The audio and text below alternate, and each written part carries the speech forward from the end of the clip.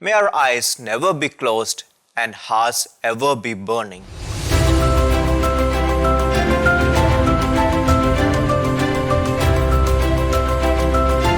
My dear brothers and sisters in Christ, in today's Gospel passage, the people are asking Jesus for signs to authenticate his works, and through them they may come to believe in him when they say, "Then what sign do you do that we may see and believe you?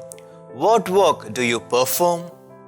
From the very beginning, signs were part of human life when God put a rainbow in the heavens as a sign of the covenant that God will never again destroy the world by flood.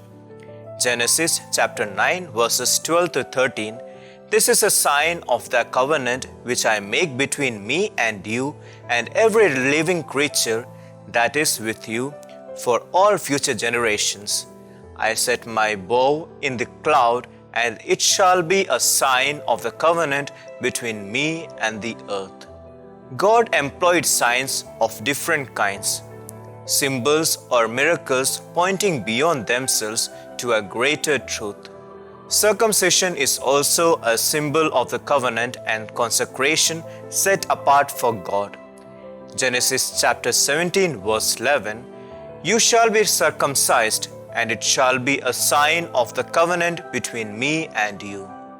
The unleavened Passover bread is a sign that reminds Israel of God's salvation in Egypt, as we read in Exodus chapter 13 verse 9, "And it shall be to you as a sign of your hand and as a memorial between your eyes, that the law of the Lord may be in your mouth. For with a strong hand the Lord has brought you out of Egypt." The Sabbath is again a sign, and God expects the Israelites to respond by believing in signs and wonders, and is disappointed when they fail to do so. Therefore, there is no wrong from the people demanding for a sign, because that is how the people in the Old Testament were led by God to build their faith and express their trust in him. But those challenging Jesus for a sign have failed to recognize the signs he has done among them. Above all, they have failed to recognize that he himself is a sign, he himself is the lamb and the sacrifice, and he invites us to build an unshakable faith in him based on the signs that he works each day in our life, but does not compel to do so. Eucharist is the greatest and the summit of all the signs of his presence among and within us.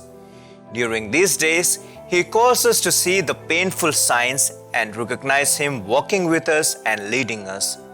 May our eyes never be closed and hearts ever be burning.